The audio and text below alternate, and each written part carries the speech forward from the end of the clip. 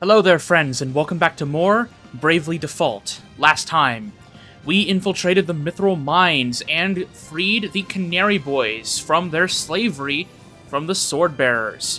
But we were unable to account for a young boy named Egil who was taken to Stark Fort. And in this episode, we're going to be making preparations and infiltrating Stark Fort to see if we can get our hands on Egil and get him away from the Swordbearers.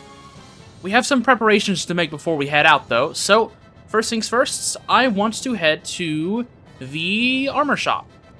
Now that I have a lot more money, 38,171 peak to be exact, I'm going to go ahead and buy 2 more holy miters here. That will increase magic attack, but more importantly, it increases Ringabel and Idia's defense by quite a bit more than I already have. Next on the list is a white robe. This increases mind. Anius already has one of these equipped, but I'm going to go ahead and grab one more for Ringabel, as his defenses are somewhat lacking. I was thinking about grabbing an Orichalca mail or another white robe for Tiz, but I don't think he'll need it where we're going. And lastly, we're going to be grabbing some Force Armlets, one for right now, to equip to Anies to increase her mind stat even higher than it already is. Her heals are going to be insane thanks to this. On the topic of accessories, I will be changing out Tiz and Ringabel's accessories right here. I'm going to be giving a peace ring to Tiz to nullify Confuse, and I'll be giving Ringabel a star pendant to nullify Poison. Second up on our shopping spree today, we're going to be going and visiting the item shop. The main priority here that I want to take care of is buying a few extra Phoenix Downs and antidotes, as Poison and our HP being at 0 are of major concern for me. I'm going to be buying... No, not 94. Oh, don't want to spend all my money there. I think 10 Phoenix Downs will be more than enough. And probably 15 antidotes, as they're much cheaper. There we go, 20 antidotes total. I don't think I need anything else here, but I wanted to go ahead and grab those, as I think this will be very important to have. As a brief honorable mention before we move on to the next topic, if you visit the spell shop here, we have yet to grab Dispel, Gravity, and Veil. Now, I cannot use level 4 white magic right now on any of my characters because I have not learned that job ability on a white mage or red mage. But if you do, if you have white magic level 4, at this point in time, I highly recommend you get Dispel. Like, for sure, grab this. You will want it desperately. This will save you so much effort later down the road. I unfortunately cannot utilize it, but I just wanted to point that out. But for right now, I have access to level 3 time magic, and I am going to be grabbing Veil now that I can afford it, more than I did when I first got here. That's it for gear, but now let's go ahead and check up on Narende Village. First things first, we obtained the special move parts Speed Up and Down from the Hill Parts Shop. And we obtained the combat item Bomb Arm. And we got some gifts from the trader, an antidote, a balsam, and an ether. And a bomb fragment, Tengu Yan, and Zeus's Wraths from the combat item shop. And a Fulman shard from the compound shop. First thing I'm going to do here today in Narende Village is upgrade the accessory shop so we can get the alarm earrings. Secondly on the list, I will be upgrading the Valley Parts shop for the special move physical defense up and down parts. Speaking of special move parts, if you hadn't noticed earlier, I actually did swap Ringabel's weapon from a glaive to a mithril rod and shield. This is primarily because I wanted to give him the special move Withering Ripple. What this does is that it weakens an enemy and gives them certain debuffs that you can apply through this parts list. I am going to be equipping Speed Down, Poison Resistance Down, and Water Resistance Down on this Withering Ripple. This will make it to where an enemy has water weakness for 4 turns. This will be very useful, especially against bosses that inherently have no elemental weaknesses. I'm also going to be equipping Protect Ally on Ringabel. You'll see why here fairly soon. That's all the preparations I wanted to make before we head out to Stark Fort, so there's nothing left to do but head that way and see if we can save this boy Egil. So, Stark Fort is a little past the Mithril Mines that we saw earlier in the last episode. So we've got a little bit of a trip ahead of us, but something we can't handle. As we're walking our way here to Stark Fort, I do want to go ahead and talk about my personal experience with Chapter 3 whenever I was playing through it my first time. I was actually quite excited to see sort of a grander scale narrative in Bravely Default after we have kind of tried to stay on the down low from the previous chapters, where we don't really want to get too involved in the events of the characters and the areas outside of when we're forced to, like with the side quests with the Blood Rose Legion, or the Thieves and the Oasis from Chapter 1 in Anchime. But watching as the main cast, especially Tiz at the helm, are fully getting involved in the affairs of others just so we can see their lives be better, is something I was very excited to see in my first playthrough. And I mentioned this briefly before in the last episode, but it's nice to see Tiz in sort of a leadership role now, as for the most part, despite him being more of a self-insert for the player in this game, he doesn't really he's had a fairly lax role in the story up to this point. So it's nice to see him getting a little bit more attention. Something that I've been doing every single time we start a new chapter is that I change the role of the leading party member to kind of mirror who I think that chapter really develops as a character. The prologue was obviously the original set, then Agnes was Chapter 1, as that was sort of her story to tell. Chapter 2 set to develop Ring-a-Bell through the side quests, and Chapter 3, Tiz finally sort of becomes his own character. It's pretty cool to see. Anyway, Stark Fort's looking very intimidating, but that won't stop us, will it?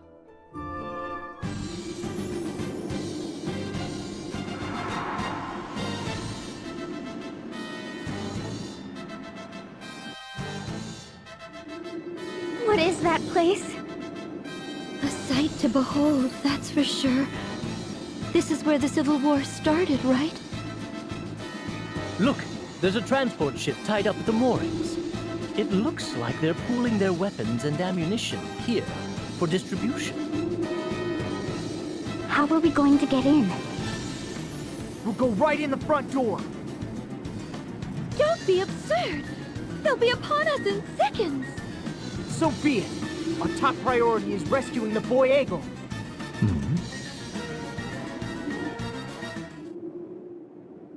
Despite this being the enemy... Hey, hello.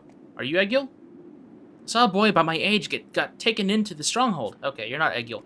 But it's neat to see the enemy stronghold here. And, you know, we can just kind of waltz up in. I guess that's the benefits of not wearing the enemy's colors. It's just as you catch your stride, you're most likely to trip. Don't get careless. I think Tiz needs to hear that right about now. He's definitely going a little bit more gung-ho than the squad would want otherwise.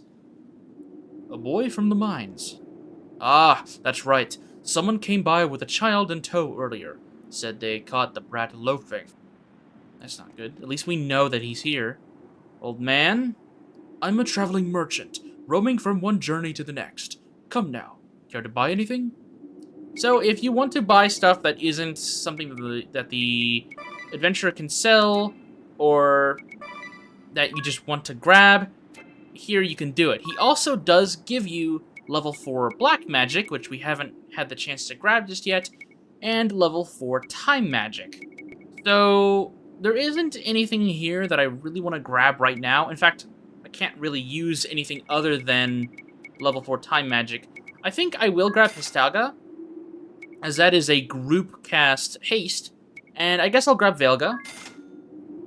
But do I want to grab Comet? Not right now. In terms of the armor that this old man can give you, I am going to be purchasing a power sash from him. It's a piece of armor that will increase your strength. This will lower Tiz's evasion by 20, but that's perfectly fine with me. He is my main hitter, he is not an evasion tank. He does sell a Giant's Gloves, which will raise strength but lower dexterity by a lot. He also sells power bracers and amulets. I am 100% going to be grabbing a power bracer. Idia already has one equipped, but I'm going to be buying one for Tiz once we're done here in Starkfort. I have that anti-confuse accessory on him right now, and I don't want to take that off just yet. Ships bringing in new weapons and ammunition from other realms all come through here.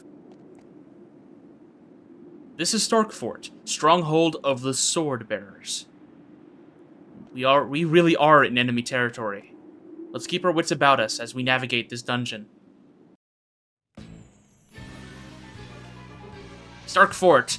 No crazy introduction, we just go and go. First chest here's 500 pig right there. Nothing over here. This is a fairly large dungeon in terms of its, I guess, size.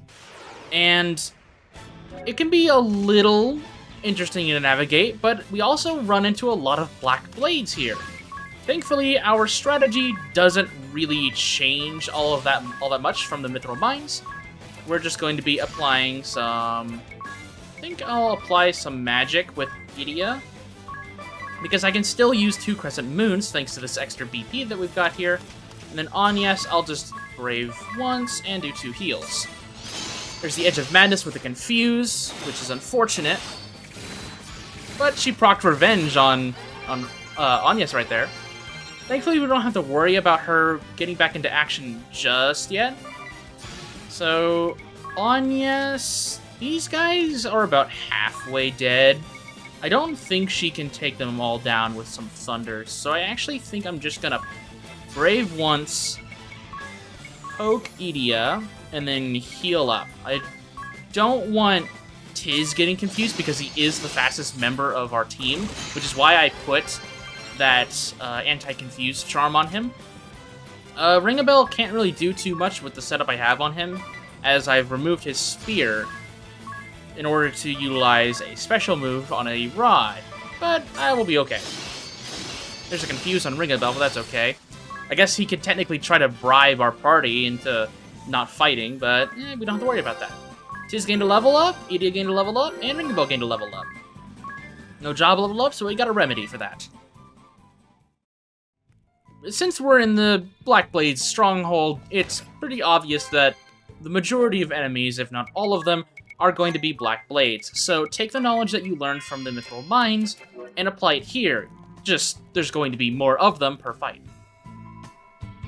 Where could they be holding the boy prisoner? We'll have to search the place from top to bottom. Let's not be rash, Tiz. Rushing around blindly will only wear us out.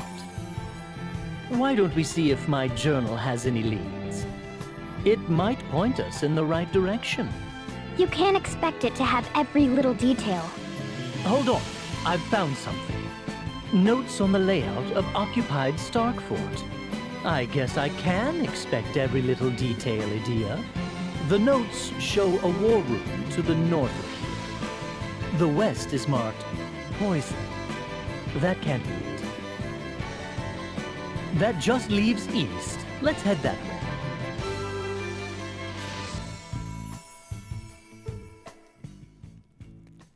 That journal is quite an enigma. How does Ringabel have information on Starkfort? I guess maybe his past self has gone here before. Party chat. Faltering for knowledge. Ugh. I can smell the smoke rising from that little brain of yours, Ringabel. I'm at a loss. The writings in my journal are completely off the mark from what's happening. How can that be? Oh, now that you mention it. What did it say again? The fat one and the weakling made the brat squeal by torture? What? Torture? But... Don't get ahead of yourself, Tiz. My whole point is that the contents of the journal have missed the mark. So what you thought was ironclad prophecy all this time maybe isn't so ironclad. Sounds like a crisis of faith to me, or a crisis of superstition, I suppose. We should be so lucky. But I fear the journal's failure to predict the future does not guarantee the child's safety. Hey, that's right! he could be facing even worse than torture. We have to know for sure. Let us hurry. Right. Yes, so the journal so far has not had very accurate predictions, at least recently. So what does that mean? Is the journal the point of view of someone who maybe was watching the crew from afar? Or was Ring-a-Bell, like, before, in his previous time before he lost his memory, was he just someone who, maybe he was a fortune teller of some kind, and, you know, fortune telling sometimes isn't always accurate.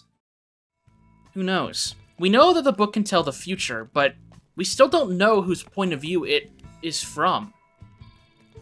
But I'm guessing we'll find out here sooner or later.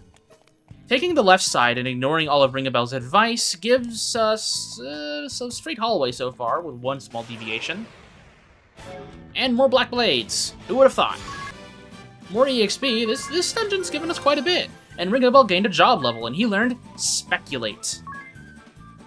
It's fun to say speculate. Such a cool word. It's a red chest right here, and an adventurer. 1000 peak. Hey there, buddy. We're gonna go ahead and heal up. And you guys know the drill by now. You see an adventurer, you know what time it means. It only gets worse from here on in. We're going to be making one small adjustment to my setup right now. Looking at Idia's support abilities, turn off damage dispersion. Whatever you do, remove that ability. It is paramount that you do that. If you don't, you are going to be in for a world of hurt.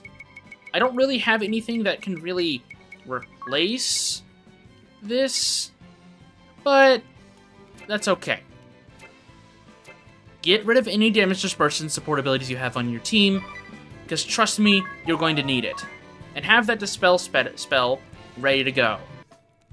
But whenever all of your preparations are ready and done, head up these stairs.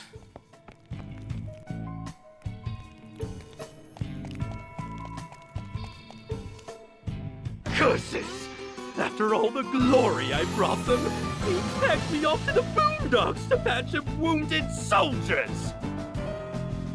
All's fair in war, I say! Victory must be achieved at all costs! That is what war is all about! Show respect for the enemy! The goal is not simply to kill! Ah! He's far too old to spout such childish nonsense! Pride and honor are merely shackles on the battlefield! Oh no! Has the Swordmaster disposed of the Master Sample at Grab Keep as well? I wouldn't put it past him. He always was a hard-headed one. Fine! We could have wiped out the shield bearers with it by now! There is nothing else for it. I must develop a new toxin. I have plenty of test subjects here after all. Surely no one will miss a few dozen wounded soldiers. When my new toxic weapon is ready, I'll go around that Swordmaster and peddle my wares to the Eternian forces directly. If my father knew of your deeds, that fat neck of yours would be for the axe, you know. What? Who is that? My name is Adia Lee. Adia Lee? You mean to say you are the Grand Marshal's daughter? I've heard more than enough of your plotting, you black-hearted fiend. Prepare to die! Be quiet! The words of a traitor like you mean nothing! We finally get to fight the Black Blade's own Salve Maker Kata. This fight is pretty difficult, as he has a lot of concoctions up his sleeve that make this fight pretty unbearable for most team combinations. But for right now, we're going to examine him and see what exactly we're dealing with here. Kata's first and most annoying ability here is his Water of Life. This gives him a permanent regen through the entire encounter. This is why I highly suggested you purchase Dispel, as it can get rid of that regen effect, making him have to constantly reapply it. He has a few extra concoctions up his sleeve, but we'll tackle those as we see them. First things first though, I want to get as much BP as I can possibly get before we start wailing into him.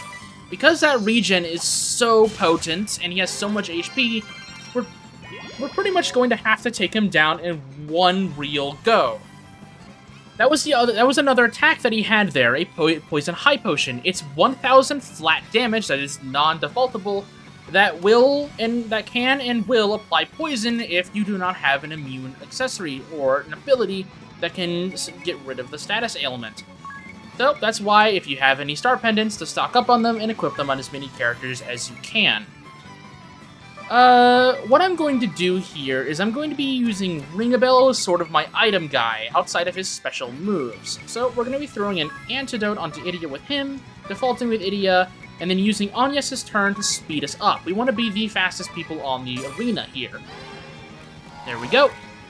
There's another Poison High Potion, getting thrown at Ring-a-Bell, but we can take the hit, and he didn't get poisoned, thankfully. Kata likes to default, as we'll see here probably fairly soon, and he's no stranger to braving and attacking quite often and taking your team down one by one. He likes doing single target attacks. In fact, all of his attacks outside of potential damage dispersion are single target, which is a big reason why I suggest you do not bring damage dispersion into this encounter, as his damage, if you have that ability, can get out of control pretty quickly. We're going to be using Agnes here to heal up. Her BP number is not nearly as important as the rest. He's defaulting. Normally he'll get up to 1 BP and then Brave twice, putting him inside the negative. So, since he's going on the offensive, I think it might, it's probably smart if we did as well. What I'm going to do is I'm going to be utilizing Tiz to do shell splits, put his physical defense down to a little bit. I'm going to be doing it once, as that'll be probably more than enough than what I need. Next, I'm going to be using Ring-a-Bell's Withering Ripple. It's a magic attack up for all allies, but more importantly, it will give him a water weakness, which we're going to be prepping with Idia here to apply Blizzara. And then Agnes here, we could technically use her special as well, which, you know what, I think I will. And then we're going to be going fully aggressive in this next turn. There's a physical defense down, a Withering Ripple, as we'll see here on his stat screen. It gives him the water weakness. And then Lux here is going to be increasing our own stats by quite a bit as well. Alrighty. There's Blizzara, there's Dark Breath, his hard-hitting attack that is based on how much HP he is missing. Thankfully, because he didn't have much HP missing, we could kind of just go crazy on it. And that's exactly what we're going to be doing. He is in the negative, he has no means of defending himself, so we're going to be hitting him as much as we can. Ring-a-Bell's going to be defaulting, and Idia is going to be going crazy here. We're going to be throwing just a bunch of attacks at him. I don't want to use Judgment as it uses up too much BP. And then Agnes, we're just going to heal up. Speed everything up. 2500, 2600. There's some good damage. We want to make sure that he cannot outpace our damage with his healing. So, we're going to be getting him again. Grand Strike, then attack, attack, attack. We're going to be defaulting with Ring-a-Bell, and we're going to be throwing our attacks at him as much as possible. Putting this guy down as soon as possible is the strongest strategy. That regen can get out of control super fast if you do not have Dispel.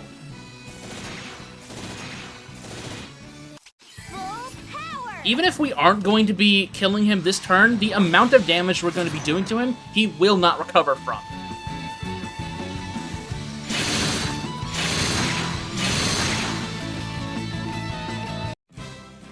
That is the best way of taking down Kata. If you try to take him down and you were unable to in a very short window, he becomes very difficult to manage, as his regen will just heal up most of the damage you could deal without much issue. So, use a few attempts to figure out what you need to do and how much damage you can fit into a very small window of time. Then come in with a predetermined comp, take him down, and get your rewards without any trouble, like I just did. It's a fight that requires a lot of planning, so don't be discouraged if you don't beat him your first attempt. Speaking of winning, though, Tiz gained a job level. He's job level 8 now, and learned Adrenaline Rush, which is what I'm having right now that I know that strategy worked. And for beating Kata, we obtained a Dragon's Fang. Second member of the Black Blades down, and our second asterisk. And of course, we obtain the Salve Maker asterisk. The Salve Maker uses items to maximum effect. They use items to heal and attack, and they also favor daggers and staves. Their specialty is healing lore, and their job command is medication. The Salve Maker's basic stat affinities are fairly middle of the road, similar to the Freelancer or Red Mage, making them a general jack-of-all-trades in terms of their stats affinities. Thanks to this generalization, it means that they can kind of fit any role that you really want them to be in terms of being an aggressive or defensive unit. Looking at their arms aptitude, their main items are staves and daggers, though they can substitute those for bows and knuckles if needed be. But in reality, the Salve Maker isn't going to worry about what equipment in terms of weapons that they have on, as their main gimmick, their compounding of items, is their main source of utilizing their turns. The Salve Maker is able to make a series of very powerful and useful item effects, as we can see here. Regens, re-raises, bomb arms, Pantheon's Wraths, even stuff that can double a character's maximum HP, or give them insane damage or defense boosts in the middle of combat for long durations of the fight. The Salve Maker is able to make a lot out of very little. The sky's the limit on this job's potential, and it really comes down to the user's own creativity on what you can do with this job.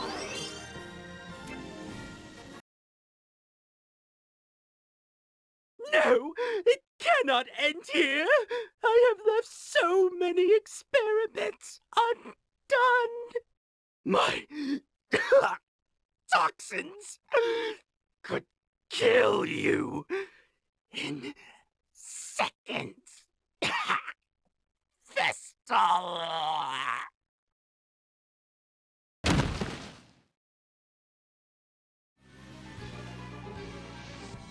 Organizing items.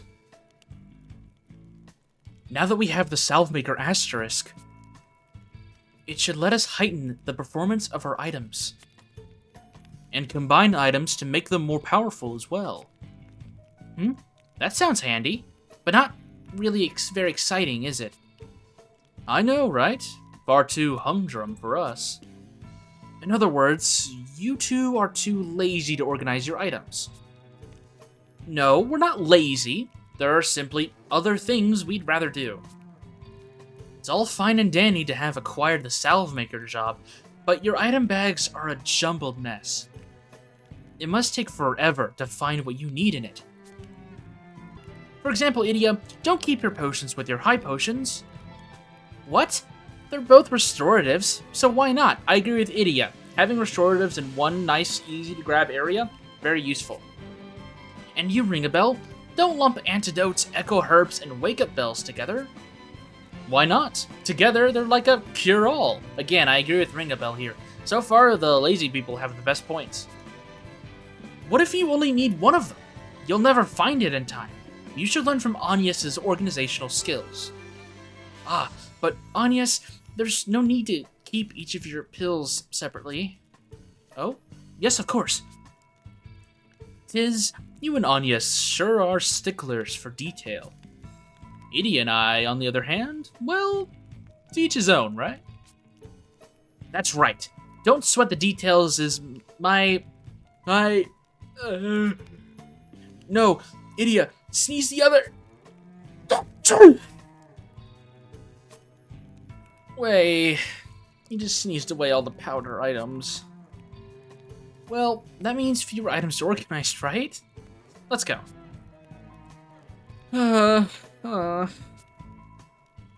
Tis. Control freak.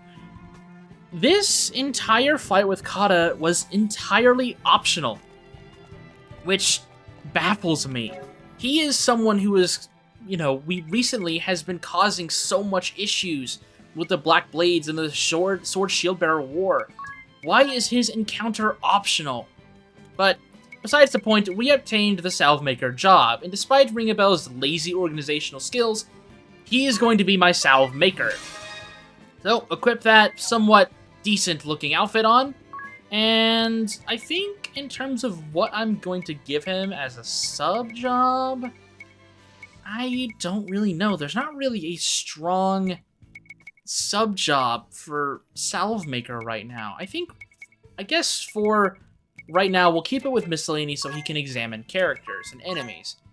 In terms of the equipment that I'm going to be giving him, I think it's best if we just give him a staff or a dagger and just sort of go from there. I think I'll give him a dagger and a shield.